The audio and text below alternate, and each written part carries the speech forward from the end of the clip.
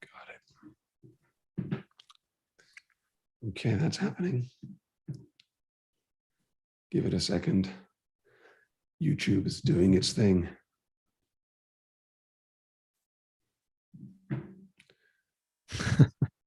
And we're live.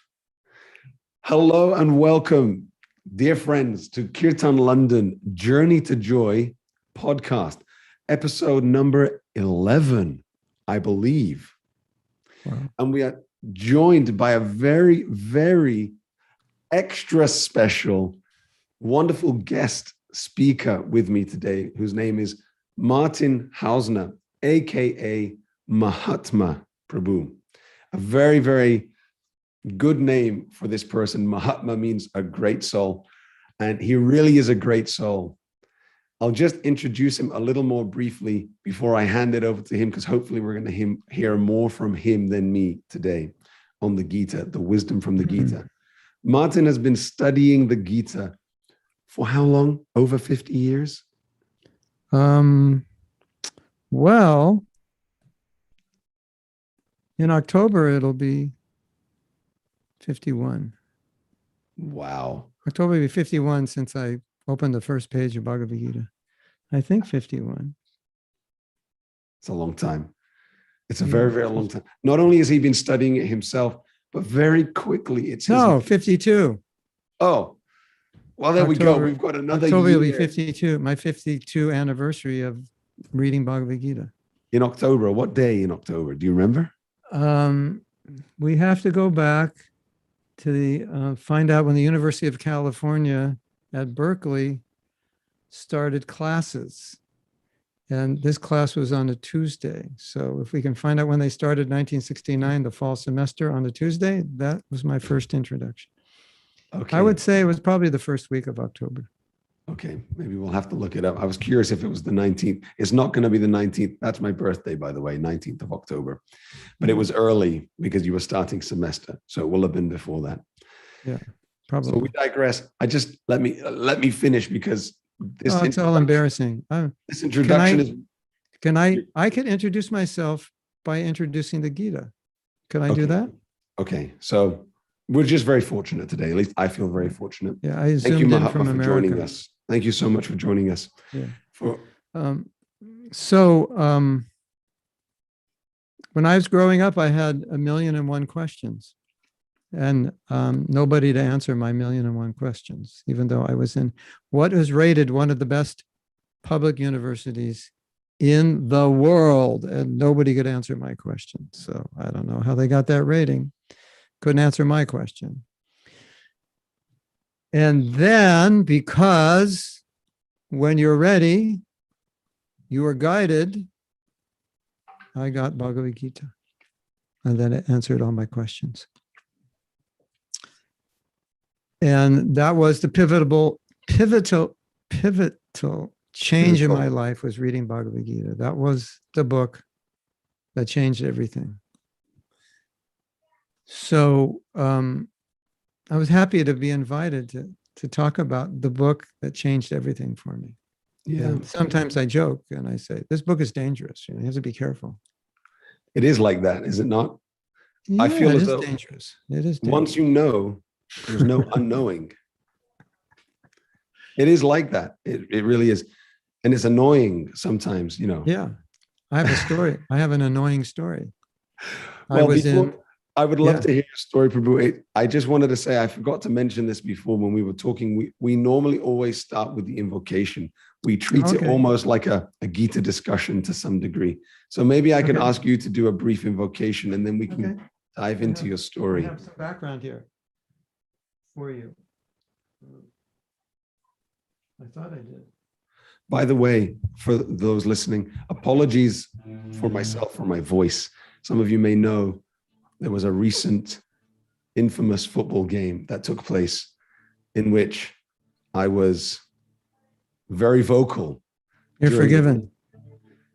England and Italy. I'm happy for the Italians. I have some Italian friends. I'm happy for them, but I did lose my voice during that game. That's why I sound like this. I'm not sick. I just shouted a lot.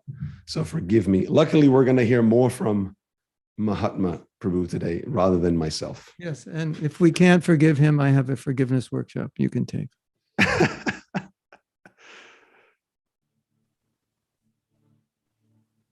Om Gyana Timirandasya Yananjana Shalakaya Chaksuram Militam Jena Tasmai Sri Gurave Namah Sri Chaitanamano Bhishtam Shtapitam Yena Bhutale Shayarupakaramayam Dardisha Padantikam Namam Vishnu Padaya Krishna Prishtaya Bhutale Shrimate Bhakti Vedanta Swaminiti Namane Namaste Saraswati Deve Gauravani Pacharine Nirvisesa Sanyavari Paschatya Satarine Nilsi Krishna Chaitanya Prabhu Nityananda Shadaita Gadadhar Shivashari Gaur Bhakta Vrinda Vanchakalpatarubhyascha Kripashinuvyevacha Putitanam Pavanebhyo Vaishnavebhyo Namo Namah Hare Krishna Krishna Krishna Hare Hare Hare Ram Ram Ram Hare Hare.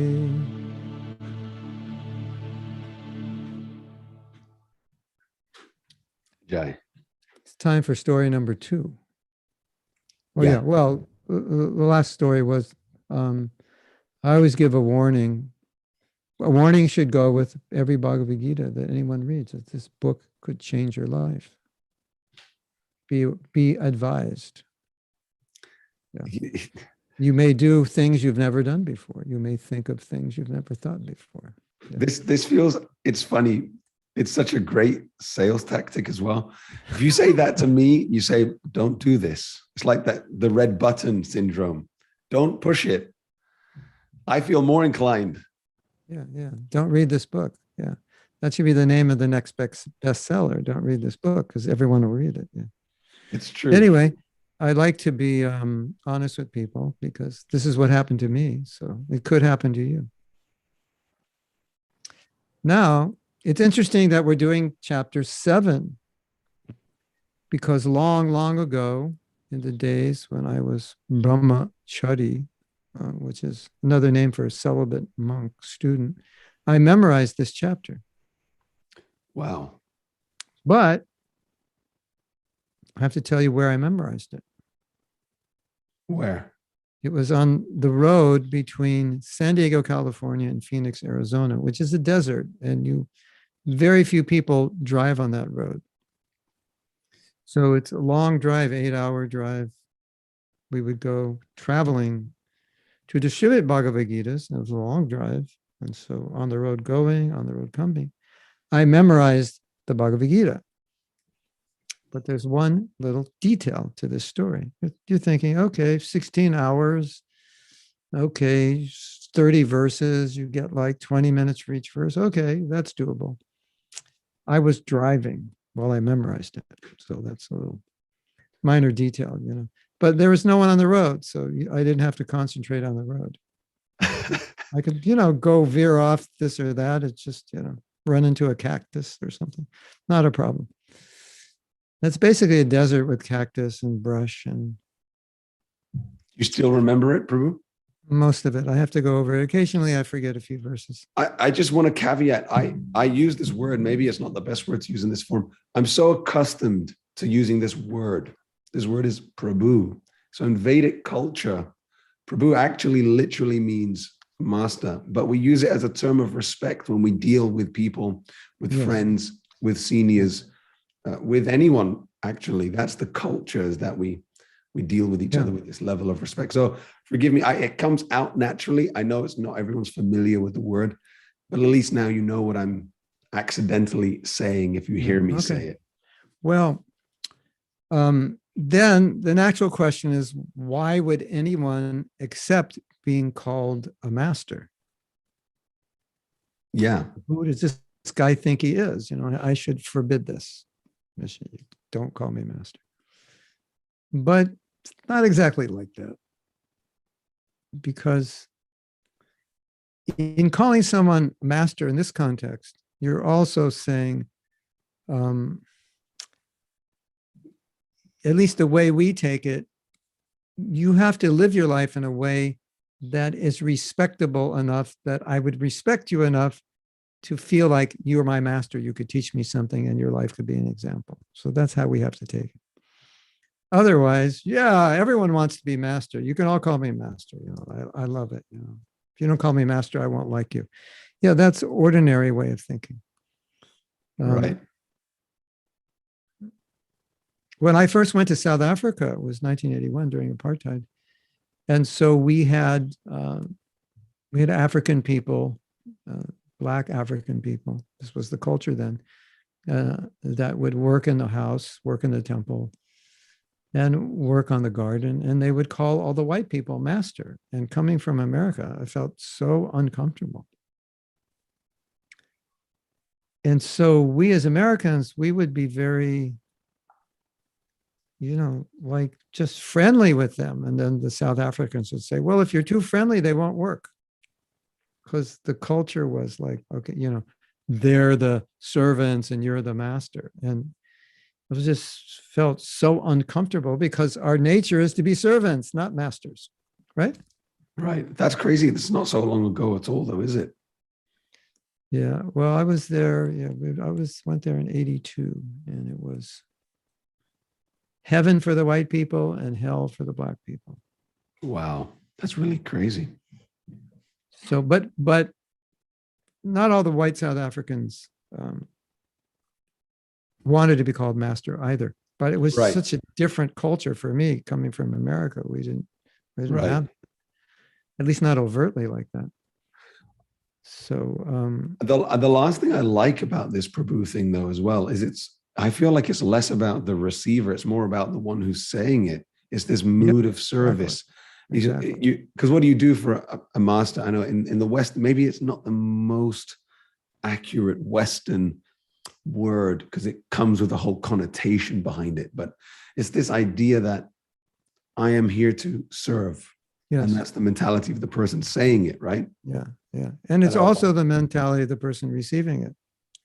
Yes, yes. So back and forth. Because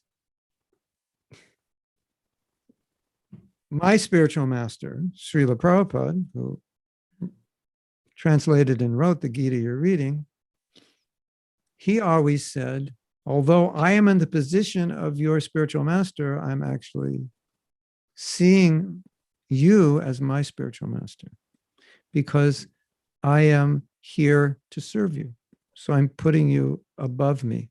It was one thing he said. The second thing he said is, when I see you serving me, I'm learning from you how I should serve my spiritual master. So you are teaching me how to be sincere. It was like, so even though he's taking the position externally, internally, he's sitting below everybody. We just see him sitting above. So we think, oh, who is this person? Actually, I just saw a video like that. People were challenging Prabhupada. Oh, you're sitting on a big seat. You know, who are you? But internally, they don't know how he's seeing it. They only see externally. So I'm feeling like we have lots of Prabhus in the room with us. We have Veena Prabhu, Lisa Prabhu, Jai Radhe Prabhu, Egal Prabhu, Anantacharya and Ananda Prabhus. Oh, everyone is here. Sorry. We're overwhelmed with Prabhus. That's good. What's going to stop Prabhu this? Festival here, I guess. Okay. So, dear Mahatma Prabhu. We're supposed to talk about Bhagavad Gita. I forgot. Oh, yeah. Yeah, let's start with okay. Let me ask you a question to start. If I know this is a difficult question, and we actually already mentioned this earlier. If you could try to summarize what chapter 7 is about, let's start there. Yeah, well, I discovered something this morning at 5 a.m. I was reading some commentaries on the Gita, and the day before I had heard a lecture on the Gita, and this is a devotee scholar, and he said, there's a lot of disjointed things in the Gita, or things aren't always so systematic. So I'm looking at the chapter 7 saying, okay, Krishna's saying this, and then he jumps to another point. I was like, why all of a sudden you're saying you're the supreme, and then you jumping to demigods. And before that, you're talking about material elements and like, and then you're talking about the modes of nature and like, where's this connection? It seems like just like we're having a random conversation. Then I discovered something very interesting. Oh. And that is, this is so interesting. You've never heard this before. It's your lucky day. Krishna knows what Arjuna is thinking, and Arjuna is asking questions in his mind which are not there, and Krishna is answering those questions. So when you see something disjointed and you can't figure out the connection, a lot of times it's a question in Arjuna's mind, and Krishna knows the question, so he answers it. Isn't that cool? Or is that cool? Or is that cool? Cool. Yeah, isn't it? Like, what's the connection here? So Krishna knew what Arjuna was thinking, and he answered the question. I'm loving it. Yeah. Intuition between close friends. I mean, aside from the fact that, of course, Krishna is the divine person. Yeah, so he knows. So the first six, the Gita is divided into three sections of 6 chapters. So now we're entering into the middle section, and the middle section is said to be the most important, most confidential, because if you see it like a sandwich, it's most important what's in the middle of the sandwich, right? Nice analogy. So Krishna has not explained his full position, who he is. And in the first verse, he tells Arjuna, now you're going to hear aseshataha in Sanskrit means completely.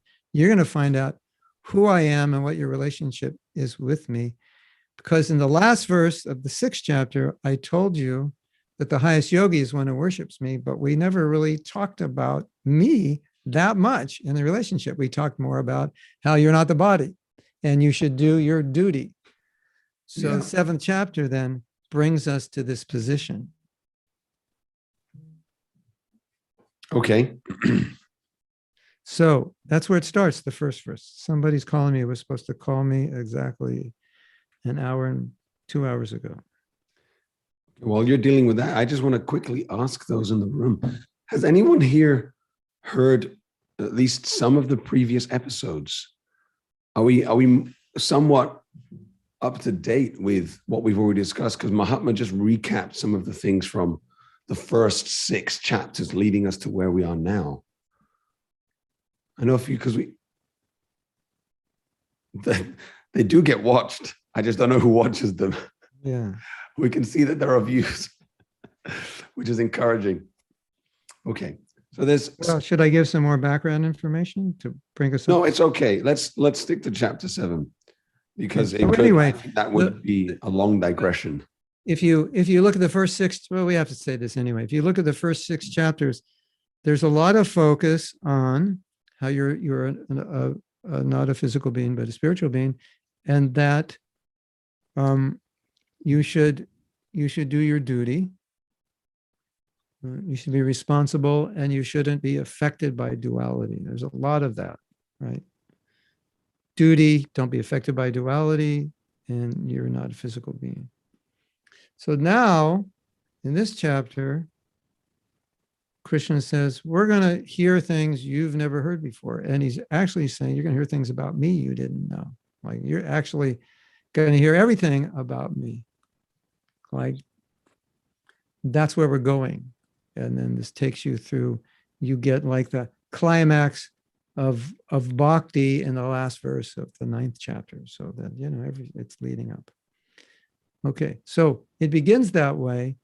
And then, but although Krishna is saying, you're going to hear everything about me, he says, you're also going to, the next verse, he says, you're also going to hear everything about everything. That's the 2nd verse. You're going to hear everything about the material world and everything about the spiritual world. And that's all in 3 verses. Like, wow, everything material, spiritual. So then I want to talk about the next point, because I think we're going to get sidetracked with this introduction, because I think I'm going to have to, it's just too important to, like, some of these things are too important to just Whatever you like, Yeah. Prabhu. So Krishna, he says, I'm just going through because I got to get the numbers right. Third verse. Oh yeah. Oh, it's interesting. Interesting. In the first, yeah. Let me go a little deeper. We'll do both, broad and deep.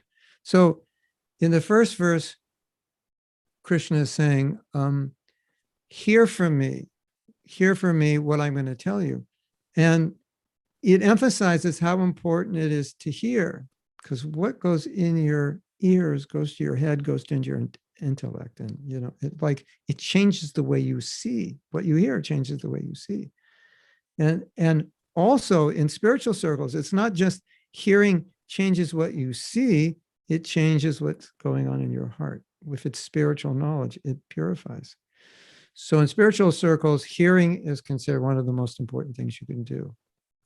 There's a saying, isn't there? See through your ears. Yeah.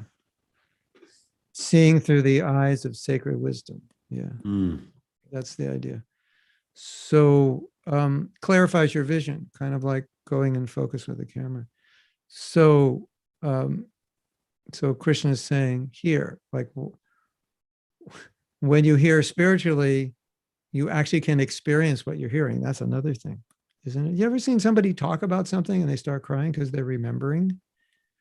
So it's like there's a lot of experience with hearing, right? Or you hear a song, that song changed my life. Wow, hearing is pretty powerful, isn't it? I mean, there's so many songs that people will say, that song changed my life, isn't it? Yeah. Or that poem, or that story. I heard this story, totally changed my life. So the hearing, so Krishna's just emphasizing hear. If you hear spiritual wisdom, you're going up. If you hear, news all day, you're going, who knows where you're going, but it's not up. Sideways, I don't know. I mean, not that you can't go up and learn, but if you want to go up spiritually, it's hearing is going to take you somewhere, and spiritual hearing is like that. It's going to take you. So then Krishna says, okay, you're going to learn, I'm going to teach you about me, but I'm going to teach you about everything, material and spiritual. And then he says, and once I teach this, you will have nothing left to know. It's like, wow. You don't have to do a PhD anymore. You're liberated. Now you know everything. So what does that mean? Well, he will explain. He's going to explain what is matter, what is the living entity, and who he is. And so what else is there to know? Because that's everything. So that's what he means. Wait, what is matter? You said that quick, and there was a lot in that. What is matter? Yes. What is the living entity? Yeah. And who is he, as in Krishna? Yeah, who's the supreme? Yeah. And that's essentially all bases covered, right? Everything's covered in those three. Yeah. Okay. Everything that exists is covered in those three. All of material nature, the soul, who we are, and spirit, Krishna, God. Yeah. Okay. Those three things. That makes sense. That starts in verse 4, and he said that in verse 2, and then he inserted something in verse 3. It's kind of, I don't know. This is an interesting verse. The third verse says, a lot of people know this, but a lot of people don't practice it. Can you relate to that? Oh, yes. Yeah. So you can practice it. You can do it if you want to. No matter who you are, you can do it. So Krishna is just saying many, many people will know about it. Many will try, but many won't understand it completely, the full aspect of knowledge, and many won't do it completely, or won't give it up, or will give it up. But my spiritual master said you could do it, you can perfect yourself in this life. Many times he said that. If you have a spiritual practice and you do it well, then you can very quickly become competent. Have you ever had a friend who didn't know how to play the piano, and then a year later you go to their house and they're like, wow, it's like Liberace or some, Liberace, or is that from another yuga? It's like, he's like this crazy piano player, and a year before he couldn't even play. And it's like, what happened? And it's like, well, I practice every day for 2 hours, and I had a really good teacher, and I practice 7 days a week. So it's the same with your spiritual life, Or you could play piano like me, who's kind of dabbling for like 20 years, and I can't play worth beans, as we say in America. I mean, if I actually studied, I could play better, probably in 3 to 6 months than I play just dabbling. So, you can do the same thing with your spiritual life. You can be a dabbler, or you can be a virtuoso, depending on the effort and energy. So I think that's important. I think that's one thing we can take from this verse.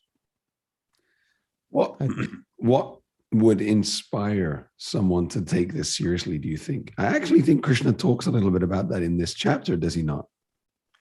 Who are the people that come to this? Who are the people who don't? Yeah. He talks about the people who come to him.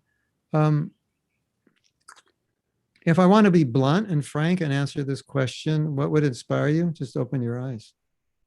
Look around, see what's going on. Krishna has the people whose eyes are most open are most inclined to spiritual life.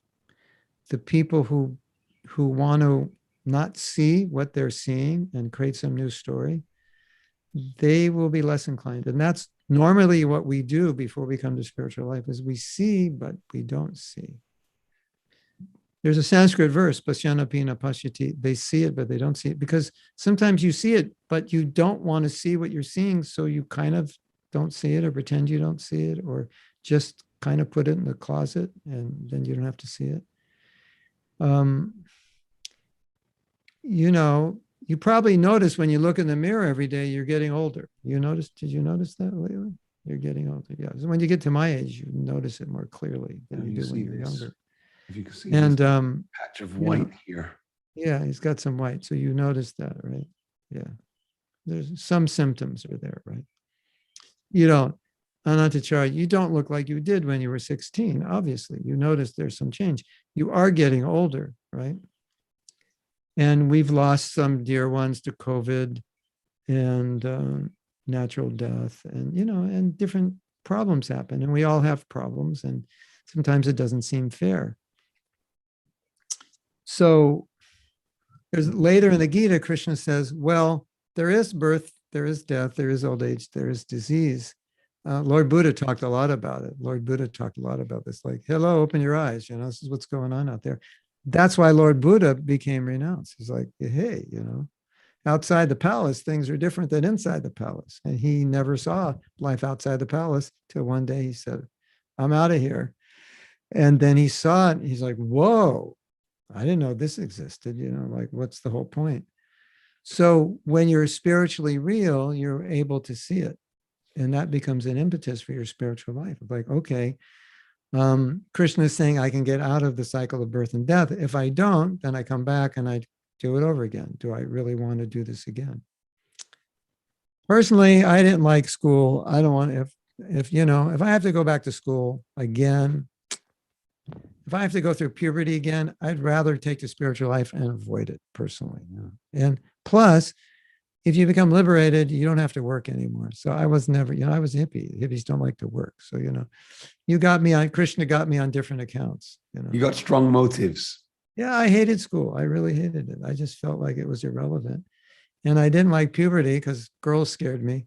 And I played guitar till I got sick of it. And, I couldn't deal with the fact of death. That was just like drove me crazy. And to have to go through that again, it's like, no way. So that, although it sounds like a strange impetus, it is an impetus. Yeah. And it comes up later in the Gita, in this chapter. Yeah, that's been my personal experience as well. What you're saying, in my own life, that I see that. And actually my friends as well. I see this is the prominent reason when we suffer, we turn to God. Yeah. When we're happy, okay. Yeah. Then, at least for me, if I'm too comfortable, I very easily slow down and I chill. Yeah. And then I get a little ooh, and then I need to continue. And so that I feel that. I have a story for you, Madhava. Yeah. I said I went to South Africa in 1982. In South Africa in 1982, I think, was the third wealthiest country in the world. It was, like I said, paradise for the white people, not paradise for the black people, not at all. Very difficult. For the Indians, it was maybe a little of both. They were in the middle. And the white devotees in South Africa had a really difficult time because their lives were so good. They weren't used to the difficulties. They weren't used to the austerities. Now in South Africa, it's much different because the white people are not in any different situation generally than the others, unless they've got a lot of wealth from the past and when they owned all the businesses. It's been leveled out. And right after I went from South Africa, where it was so hard for white people who had such an easy life to become renounced enough or just even want to do spiritual life. They didn't feel a need because everything was so great. Then I came to your country. This was in 1983 in December. And you know what it's like in December. The sun rises at 8 or so, and it sets about 3-ish, 3:30. Oh, yes. And a lot of people were unemployed, and a lot of people were coming to the temple. And a lot of people were actually moving in the ashram because it was like, what do you do, in England in the winter if you have no money? You move into the Hare Krishna temple. It's better than squatting, right?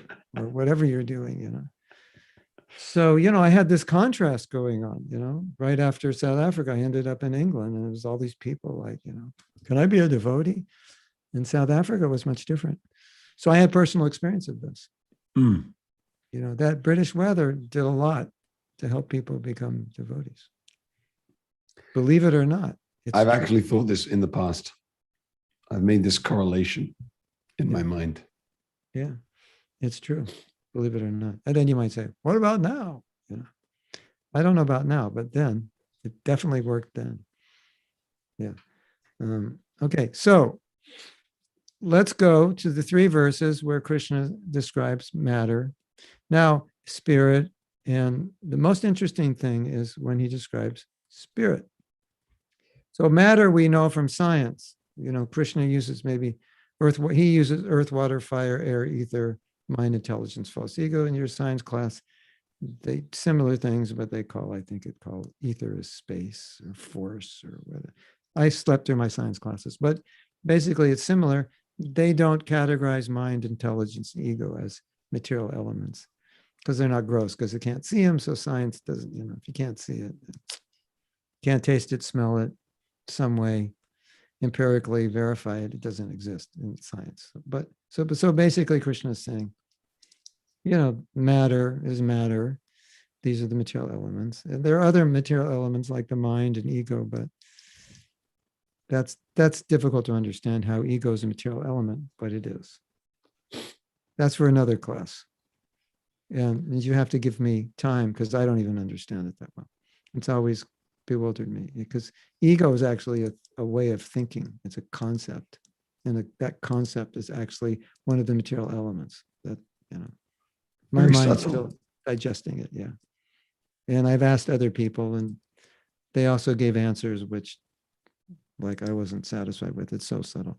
But anyway, then Krishna says, the next verse, but beyond matter, there's another energy, which is called the Jiva, the spirit soul, which is different than spiritual energy and different from him.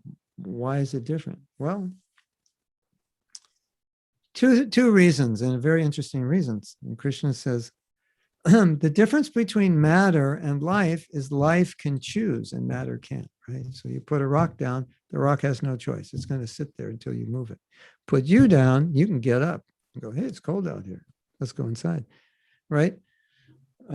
You can move. You have some independent will. The tree can kind of bend to the sun, So the difference between matter and us is we can choose.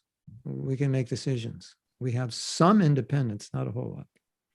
That's the difference, right? Which gets us into trouble also, right? So there's the classical question. this world's not so great. So why did Krishna allow us to come here, right? If you want to get mad at God, this is a good question to get mad at him. Why did you allow me to come here? And he says, you chose to come here. Why did you allow me to choose to come here? Why did you give me independence? If you didn't give me independence, I wouldn't have come here. It's all your fault.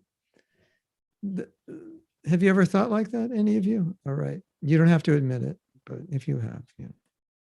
You know, it's funny, Mahatma, when you say it, at least in my mind, it sounds so, to me, it sounds so ridiculous. But the interesting thing is, this is how so many people actually think. Yeah, of course. This is one of their biggest reasons as to why a lot of people don't believe in a higher power. Yeah. So, but at least we need to understand the nature of us as a living being is that we have independence. If we don't, we're not alive. We're just a stone, right? So yeah, a lot of people say, why do you give us independence, this and that? Well, that's the nature. Now, there's another answer. We want independence. We're all saying, why did he give independence? I misused it. Yeah, okay. Would you like me to take your independence away right now? Now you can't make any choices. You just, like, I make them all for you. I don't think you would you? Like, what are you going to have tonight, Veena? I'm going to decide. Your independence has been taken away from you. You are a stone until I move you into the kitchen, open the refrigerator and feed you. Other than that, you're a stone. Nobody's going to want that, right? Any volunteers for no independence? I don't think so, right? So Krishna gave us independence. Why? Because we wanted it, right? And he also wanted it to have him. Why did he also wanted us to have it? Why did he want us to have it? So that we could do whatever we want, because that's what we want to do, is whatever we want, right? But he wants us to love him. And he doesn't want to force us. So he has to give us independence not to love him, right? I'm proposing to a woman and I can't pull out a gun while I'm proposing. That's not a proposal. I have to let her decide if she wants to marry me or not. If I pull the gun, it's not love, right? So Krishna doesn't want to pull the gun. It's like, you want to love me? I want you to love me if you want to. I don't want you to love me if you don't want to, because I don't want a relationship that's artificial, that's someone who doesn't want, yeah, Krishna, I'll love you for your money. No, he doesn't want that relationship. So now the second part of this is really interesting, which relates to the first part. Why did he create a world like this? That's not fair. We don't deserve it, We were just discussing, this world isn't that great. I mean, it's okay. There's lots of good things. I just got some super special mangoes yesterday, So it's not that bad, Might even get some ice cream, this week. Not so bad. Pizza, not so bad, right? Then I get the stomach ache, right? Then I can't eat for 2 days. Yeah. So, it balances out, right? So why did he create the world like this? It's not all good. It's good and then it's not good, And the answer is because we wanted it. Because if you want your independence from him, you have to have a playground for it, because you can't play in his playground, because the people who want independence don't play with him. The ones who play with him are the ones who love him. So he's like, okay, you don't love me. So, okay, we got to create a playground for you. That's called this world. And then the next question. So this verse says, this world was created by us. We created it. So that's like saying the prison was created by the criminal. Well, I didn't see the criminals laying the bricks. No, but if there are no criminals, there'd be no prison. There wouldn't be a need for one. So the prison was created by the criminals, indirectly, right? So Krishna is saying in the 5th verse of this chapter, there's the Jiva, and he maintains this world, which means because he wants it, this world exists. Why this world exists is not fair. Well, if you didn't want it, if nobody wanted it, it wouldn't be necessary. Like, are you going to complain? It's not fair that prisons exist. Well, if we don't have criminals, we don't have prisons. But as long as there's criminals, there's prisons. So what to do? So then the next question. Yeah, but why do you have to make it so bad? All right. Well, why are there bars on prisons? You know, there's some restriction. If the prison is like a 5-star hotel, everyone's going to become a criminal. Like, hey, let me move in. I get my own room. Food is good. You know, I've got the spa, the golf course, tennis court, you know, like movie theater, the weight room, you know, it's like, hey, you know, living it up. I'm going to become a criminal. So why do they make the prisons the way they make them? So you want to get out, isn't it? So Krishna says, you'll read this in the 8th chapter, Krishna says, I made the world so you want to get out of it because I want you to come back because I love you and I don't want you to be in this playground. I want you to be in my playground. So I made this world in a way that you're going to read like 15th verse, I think, that you're going to like run into all kinds of walls and you're going to like turn to me and say, can you help me? That's how he created the world. He created it so you'd run into all these dead ends. So you'd turn around and go, is there anything better than this? Maybe I did make a mistake. And now we learn, Krishna's, because we didn't know this, right? When we were born, we didn't know we left him. We had no idea. And now we're finding out, no, this is your playground because you left. And so if you don't like this playground, I have a better playground for you. You don't have to work. You don't get old. You'll never have to go back to school. No puberty. You will know everything like that. That's what he's, indirectly saying. So that answers a lot of questions, that 5th verse right there, doesn't it? Should we just read it? Yeah. You want to read it? Or you want Sure. me to read it? No, you read it. You read it. I'll read it with my dramatic voice.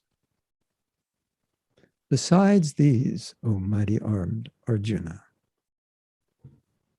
there is another superior energy of mine, which comprises the living entities who are exploiting the resources of this material inferior nature. Now, let's read the next verse because we need to read the next verse in order to understand this verse.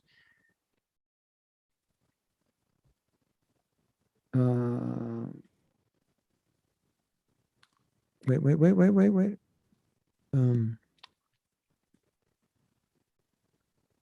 I'm getting confused here.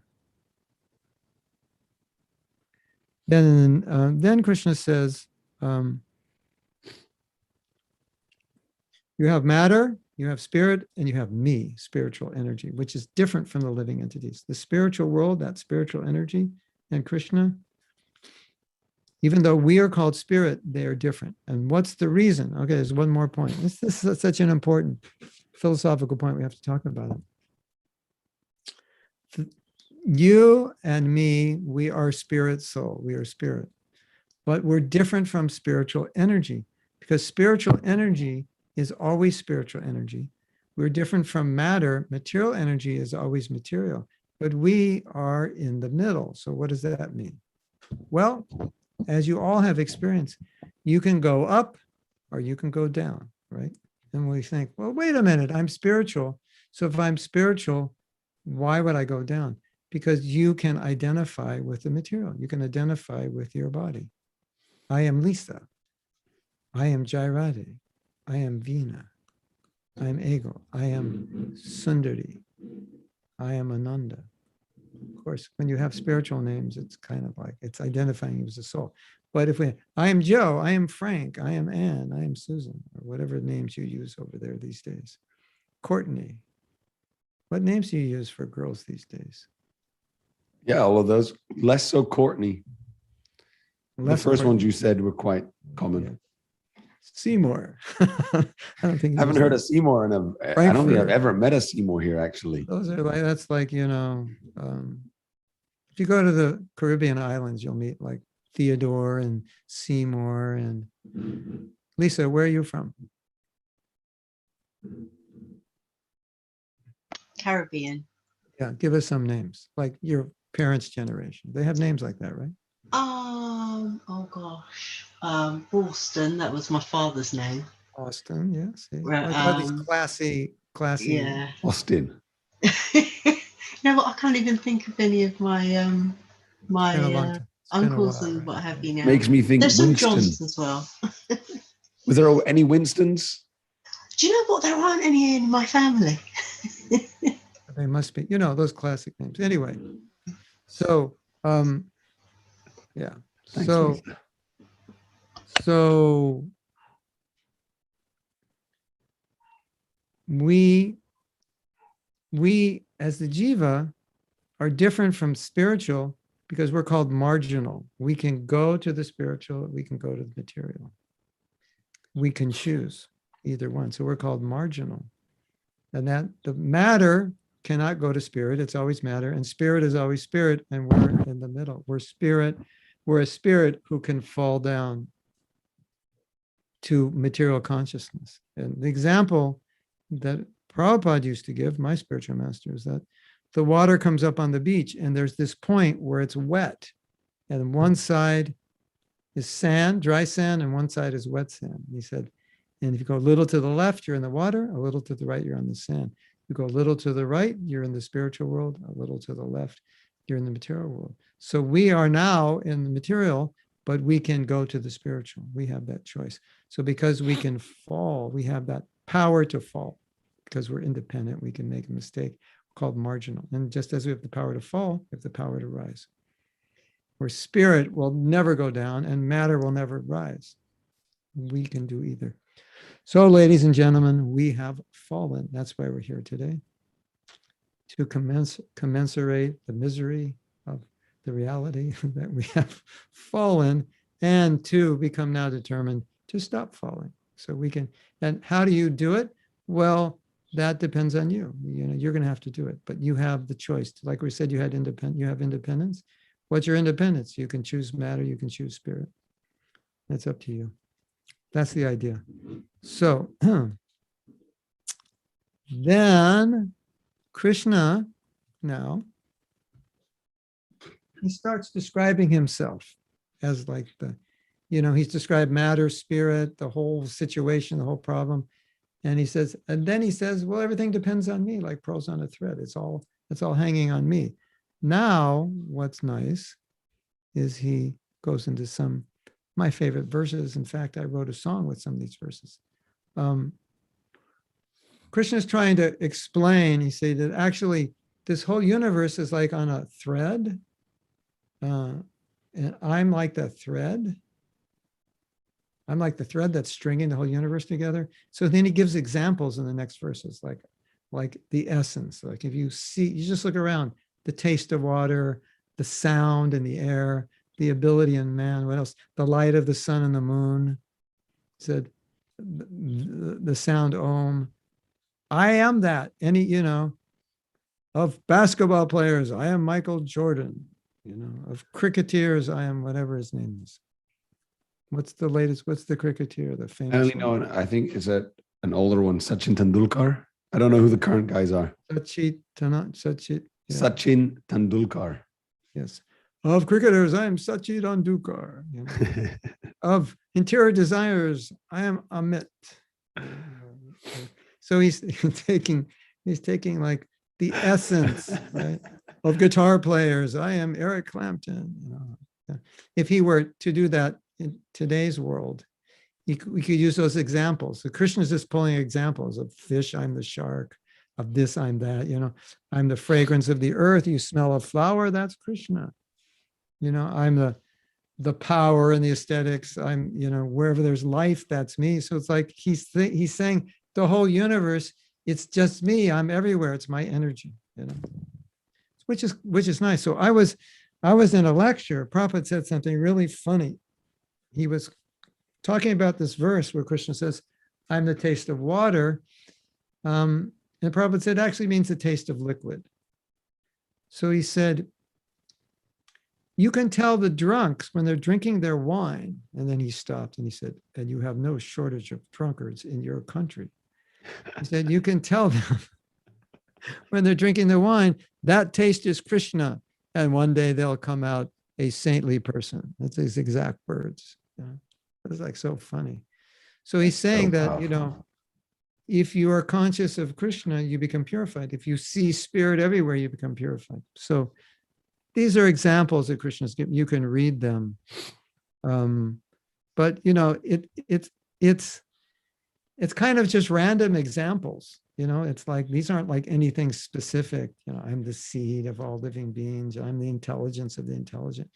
I mean, like I'm saying, you can just go down, of surfers, I'm his; of mountain climbers, I'm him; of skiers, I'm him. And then Krishna says something interesting. When he gets to text 12, he ends this, and he ends it by saying, everything is a manifestation of my energy. So it's like, I could go on unlimitedly just describing how I'm everywhere. But it's like, we got to get on with things. I got to get you to fight this war. So we'll just cut it right here, but I could, he's saying all states of being is my energy. It's just like, it's just me. So like, why should we go on? These are just examples. That was his idea. Here's some examples for you. And that's it. It's like, how many examples do you need? Right? So that's the idea. So that brings us up. So that was, I think, verse 12. And then he starts describing the modes of nature. He makes this shift into the modes of nature because he's describing himself, right? Then he's describing why people don't understand him. It's like, well, if you are God, people say, if I could just see God, then I would believe. No, you wouldn't. Because when God would show up, you wouldn't believe he's God. So now what do you do? Isn't that?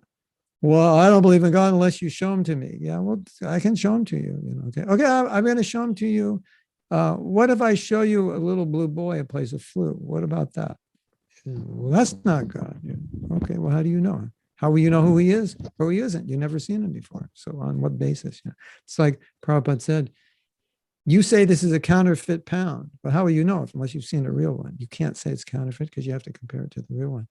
So if I say God is whatever, and you've never seen God, you really can't say he isn't. So Krishna shows up and people say, well, he's beautiful.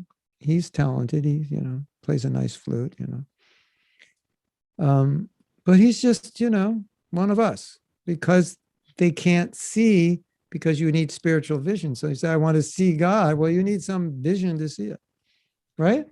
Qualification, right? Well, some qualification, some purification, some faith, something. So he's describing here that people who are materially inclined and who lack faith, they don't see him, even though they see him. So you could see God and not see God, right? Like you're reading Bhagavad Gita, you could think it's an ordinary book. You can chant this mantra, that mantra, and think it's an ordinary sound. You don't open up the spiritual power of it unless you're somewhat qualified.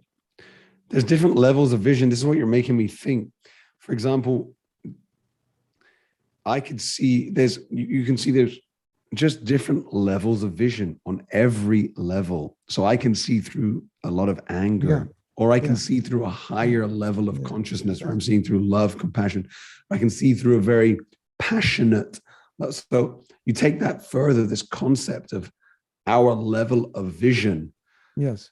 And if you have the eyes to see, there are actually, for example, miracles everywhere. Life is a miracle if you see it that way. And you extend that higher. This is how I'm hearing what you're saying, just trying to unpack it. Well, I give an example of that. When I was with Prabhupada, a lot of times, he would be asked questions, and I'd always think, I wonder how he's going to answer this question. I wonder how he sees this, because I know how I see it. And I'm sure, at least when I was very young in spiritual life, I said, I'm sure he doesn't see it the way I see it. And then he would answer a question and be like, whoa, no one would have thought of that answer, just completely, because now we realize, oh, he's seeing it like that. I have a story for you. You'll like this story. Tell us, please. In one of the verses in one of our books, Srimad Bhagavatam, it describes that the Lord is sitting in the heart. Or no, the Lord is situated in the heart. So one artist who was painting a picture of that Lord in the heart came to Prabhupada and said, they'd have to ask so many questions to paint the picture. You know, it's like, what does he look like? This and that. So she said, is he standing or sitting? And Prabhupada closed his eyes. You know, or 10 seconds or 1 minute, whatever. And he opened and he said, he's standing. So, you know, can you do that? So, you know, there's a difference in vision as your consciousness goes up, you know, how you see, you know, what you see. So Krishna is in our heart, we don't see it. So it's just an interesting concept that even if we saw God, we may not know he's God. As inconceivable as that is, that's what Krishna is saying here. People see him, but they're actually against him. And unless there's love and devotion, they don't actually see him. They see him as an ordinary person because there's a veil. There's like a cover over it. And that analogy is it's given in other places in the Gita, like covering, right? So if anyone here is familiar with books like the Mahabharata, does anyone here not heard of the Mahabharata? So Krishna is present. He's present 5,000 years ago. And this was the reality. There were so many people who didn't accept him as God because they didn't have that vision. And I often say, that would be me. If I had been present 5,000 years ago, I'm that dude that says, hey, he's handsome and intelligent, but, you know, so what? You know, I'm sure that's where based on my vision now, that's what I would see. I don't have the vision. And it's sad. We need qualification. Yeah. That's important. It's such an important point. Yeah. Mahatma Prabhu. I missed this. Someone just reminded, there have been a few comments coming in on YouTube. Okay. So maybe we can wrap today's session up by just addressing this because it's a question to one of the things you said earlier. It's coming in from Kapila Mone, who I'm sure you know. And I'll just read it out. He's made a few comments here. And it's kind of a question on one thing you were saying earlier about this world being designed to be a miserable place. So, and I had a similar question as well. I think to the ear that sounds quite negative. Yeah, it is. Right. So I'll just read the comments coming really in. Negative. Yeah.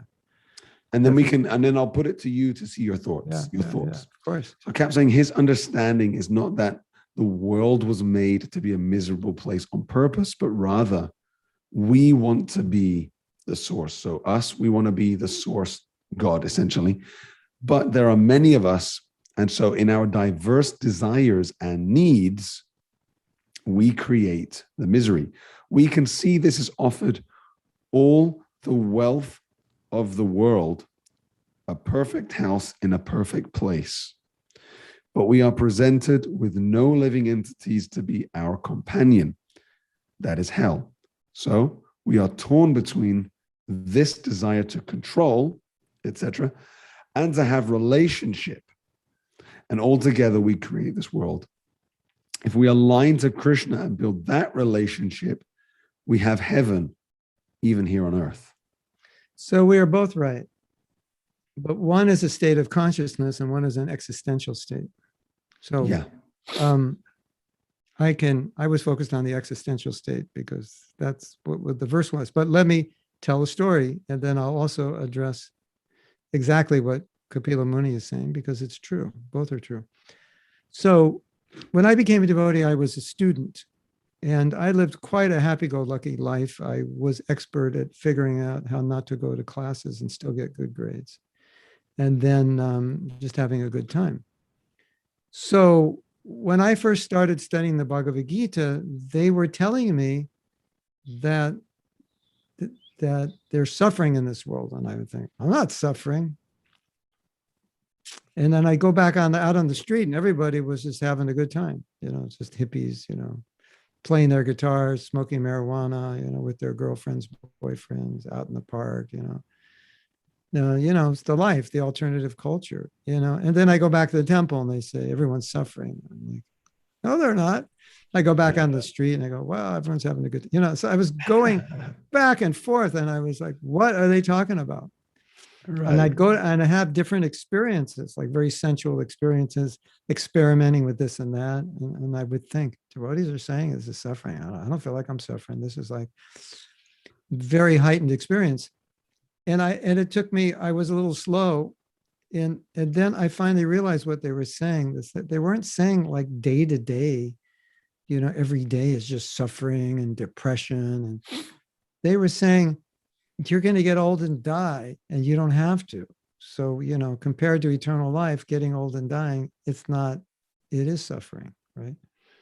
It's like, okay, I understand it in the broad sense. You're saying birth, old age, disease, and death.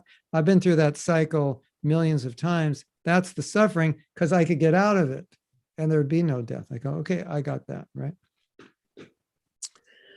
What Kapila Muni is addressing is the fact that there's a song by one great devotee who lived maybe 400 odd years ago, 450. And he said, well, maybe now it's more. Anyway, around that time, he said that when your consciousness is purified, you're living in the spiritual world, even though your existential existence is here. It's here, but it's not here because your consciousness is not here. So in that sense, you're always blissful. So when I was with my spiritual master, he was always blissful. It was obvious he was blissful. His body was here with us, right? He had to sleep, he had to eat, all of that, but his consciousness was in the spiritual dimension. So he was blissful. So in that sense, in the 8th chapter, Krishna is saying, no, there is birth, old age, disease, and death. 13th chapter, I think he said, you should see it. Because until you're very evolved, that's what's going to push you. Because every time you want to like give up on your spiritual life, you go, okay, what's the alternative? Birth, old age, disease, and death. Bad alternative. Maybe I should just continue.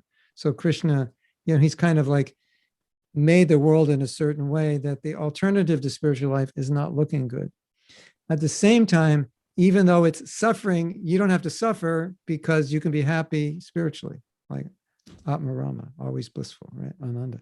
So, you're blissful even though, and you're not affected by old age, disease, death, and all this because you're self-realized and you're eternal. So it's like you have these two dimensions going on. But the existential dimension is especially emphasized for people who need an impetus in their spiritual life when they look at the alternative to material life. When they look at the alternative to spiritual life, it's more birth and death. So it's like, okay, I don't want to do that again. But I want to be happy. Okay, you can be happy, but you just going about it in the wrong way. There's a different way to be happy. And your happiness is not out there, it's in there. That's your problem. So when you get that equation right, then yeah, you can be blissful. Even in this world, you won't really be in it anymore, even though you're in it. And even though you're getting old, you realize I'm eternal. I'm not really getting. So that's how I would amalgamate both of those. Cap's showing some appreciation. He says, I appreciate the distinction around existential and consciousness. Yeah. So we heard it and he's assimilated it. Dear Mahatma, thank you so much. I feel it because we could keep going forever. Yeah. And well, you know what? When you go back to Godhead, you don't have to worry about being out of time. Yes. You never run out of time there. There's all the time you want. It's free. Free time. It would be amazing because we made it more or less through half of this chapter, I feel. So if we can, it would be great to get you back, maybe to wrap up chapter 7. We'll maybe discuss that afterwards. I know you're extremely busy, but if it's possible, that'd be great. However, we're not quite finished because we normally finish these podcast episodes with a bit of kirtan. And Mahatma Prabhu, for those who don't know, is an exceptional kirtan leader. So we're very fortunate to have him with us today. Krishna, And that would be a fantastic way to wrap up today's End the day. episode. Well, I just happen to have my keyboard here, so we can celebrate with it. Okay. It's my one-man band.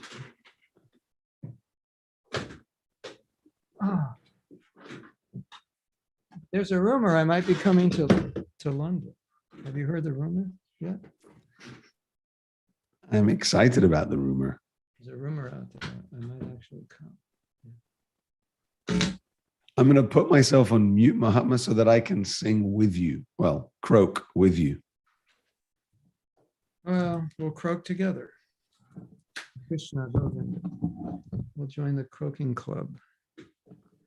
But it's not how well you sing, it's the condition of your heart,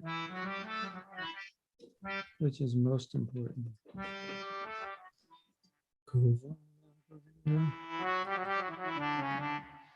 Give me 1 second. I have to bring in my my drummer.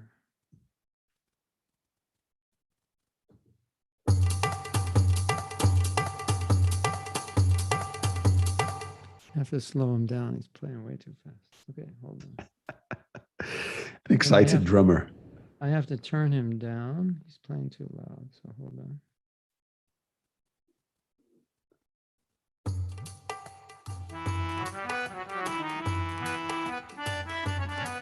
That's a great system you have set up there.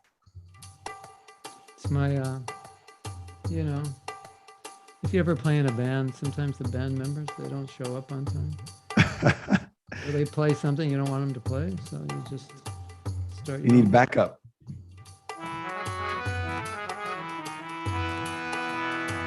Shri Krishna Chaitanya Prabhu Nityananda Shri Advaita Gadadhar Shivasari Gaura Bhaktivinoda Hare Krishna, Hare Krishna, Krishna Krishna, Hare Hare, Hare Rama, Hare Rama, Rama Rama, Hare Hare, Hare Krishna, Krishna Krishna, Hare Hare, Hare Rama, Rama Rama, Hare Hare. Hare Krishna, Krishna Krishna, Hare Hare, Hare Rama, Rama Rama,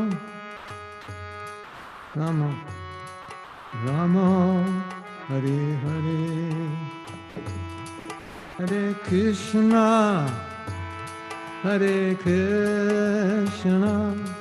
Krishna Krishna, Hare Hare, Hare Rama,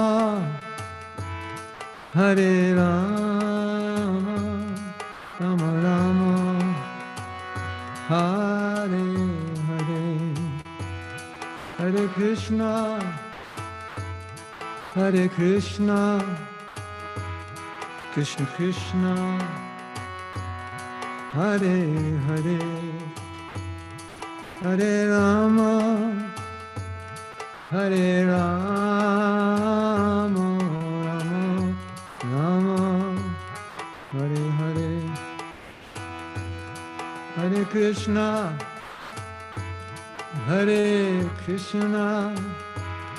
Krishna Krishna, Hare Hare, Hare Rama, Rama Rama, Hare Hare, Hare Krishna, Krishna Krishna, Hare Hare, Hare Rama, Rama Rama, Hare Hare, Hare Krishna, Krishna Krishna, Hare Hare, Hare Rama, Rama Rama, Hare Hare. Hare Krishna, Hare Krishna, Krishna Krishna, Hare Hare. Hare Rama, Hare Rama, Rama Rama, Hare Hare. Hare Krishna, Krishna Krishna, Hare Hare. Hare Rama, Rama Rama, Hare Hare. Hare Krishna, Krishna Krishna, Hare Hare. Hare Rama, Rama Rama, Hare Hare. Hare Krishna, Krishna Krishna, Hare Hare. Hare Rama,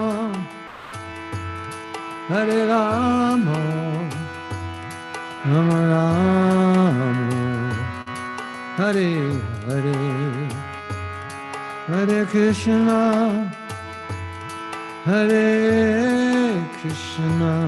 Krishna Krishna, Hare Hare. Hare Rama,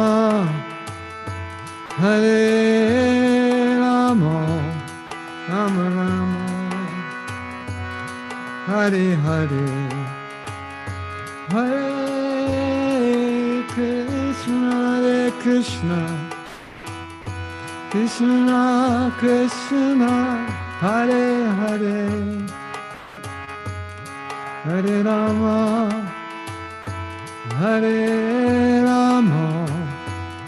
Rama Rama, Hare Hare. Hare Krishna, Krishna Krishna, Hare Hare. Hare Rama, Rama Rama, Hare Hare.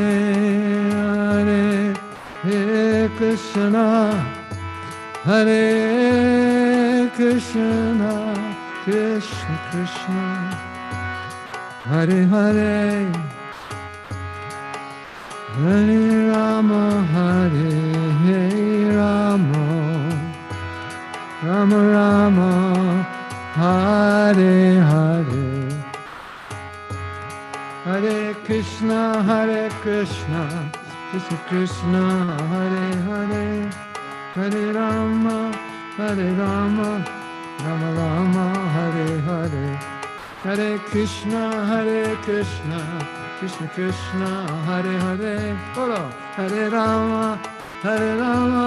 Rama Rama, Hare Hare. Hare Krishna, Krishna Krishna, Hare Hare. Hare Rama, Rama Rama, Hare Hare. Hare Krishna, Krishna Krishna, Hare Hare. Hare Rama, Rama Rama, Hare Hare. Bolo. Hare Krishna, Krishna Krishna, Hare Hare. Hare Rama, Rama Rama, Hare Hare. Hare Krishna, Krishna Krishna, Hare Hare. Hare Rama,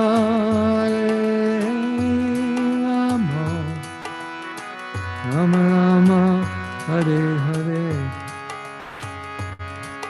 Jai Prabhupada,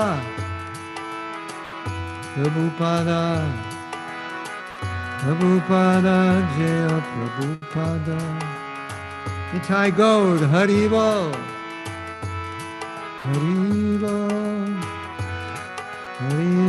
Nitai Gaur, Hari Bol.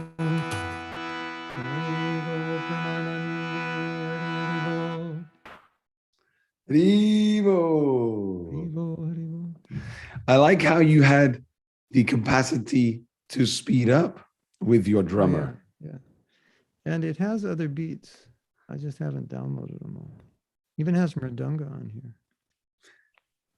Okay. That was beautiful. Thank you so much. That was the first time we've had such a wholesome musical kirtan experience. So that was really special. Thank you, Prabhu. And thank you for joining us. Really, really thank you so much. Nice to be with all you in the UK. Mahatma's a spiritual teacher. This is what he does as his life offering. He offers his life to share spiritual knowledge. And in doing that, he's very busy. There are many, many people who, on a deeply personal level and also on a more general level, take guidance from Mahatma, which means he's very busy, which makes me and hopefully us all, well, I'm very grateful that you took the time out to be with us. And I hope that those listening also took something valuable away from today. And I hope to get you back. Just to make you feel bad, I haven't had lunch yet, and it's 3:20. So I sacrificed my lunch just for you. Mahatma Prabhu, breaking my heart, breaking my heart. I start crying now, you know. Okay, we should let you go, but only if you promise to come back. Then we'll let you go. Yeah, and I may actually come back in person, which would even be better, right? Yeah, that would be amazing. When are you going to start being able to gather? After the 17th, you can gather now? Is that the latest? When is it? Does anyone know? After July 17th, they're going to let you like congregate? Or is that? Anant, do you know when? Or Jairani? 13th, did you say? July 30th. 19th. 19th. 19. Oh, after the 19th. Okay, fantastic. Okay, about a week. Fantastic. Okay. Hare Krishna. Okay, I'm going to stop the live. Let me end it there. Thank you, everyone. We'll see you Hare next Krishna.